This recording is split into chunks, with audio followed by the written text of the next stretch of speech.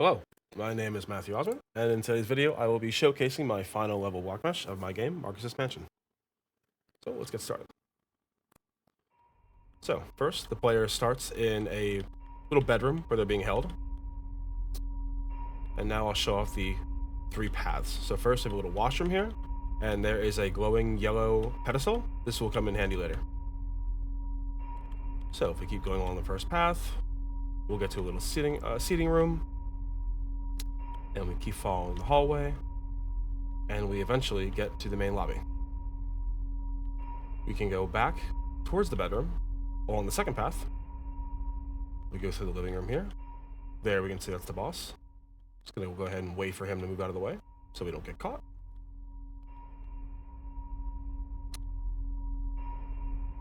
And we keep going on the second path, and right down that way would be our bedroom where we started. And now this would be the third path. We go through here, the kitchen, down this hallway, and this hallway then spills out into the main lobby. We are, of course, not limited to just these 3 paths in only one direction. As we're on the third path here, we can cut back into the living room. That would be cutting back into the second path. And from the living room, we can cut back into the first path, through that hallway where the boss just came out of. So I'm gonna go ahead and go back to the bedroom so I can show some of the mechanics.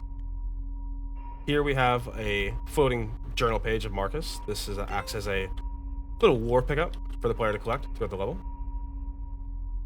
I'll come back to this pedestal in just a second.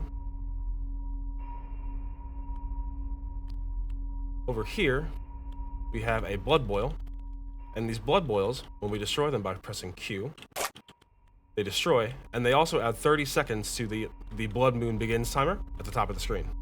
If that timer does reach 0, the level will end and the player will lose.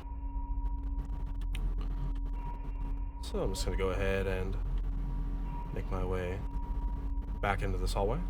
We see another blood boil here. We can go ahead and destroy that. Now, we come into this little storage room, and there's an artifact on this little pedestal that's glowing yellow. Oh, there's the boss. Let's move out of the way of the boss. We can then pick up the artifact, and if we do so, if we bring it back over to this other pedestal, let's run away from the boss, we see that we can place the artifact, and that also adds 30 seconds to our timer.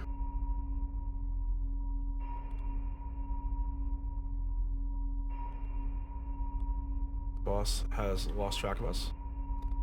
And so now I'm going to pick up the key to the front door, which is in the boss's bedroom, the master bedroom. And I'm going to try to make my way to the front door where the exit is. There's one more blood boil here.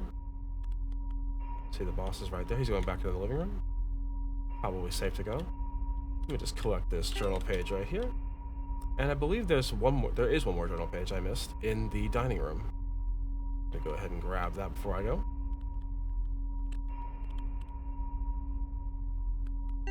There we go. And with 55 seconds, that should be plenty of time to get to the front door and escape. So this looks clear, the boss is nowhere to be seen. And there we go. And if you wanted to, you could play again. Should you miss any pages, or maybe you don't place the artifact, or you don't destroy all the blood boils in the level, you can go back and replay. And then of course it's P to pause the game. And so that's my video, showcasing my level. Thank you all very much for watching, and enjoy your day.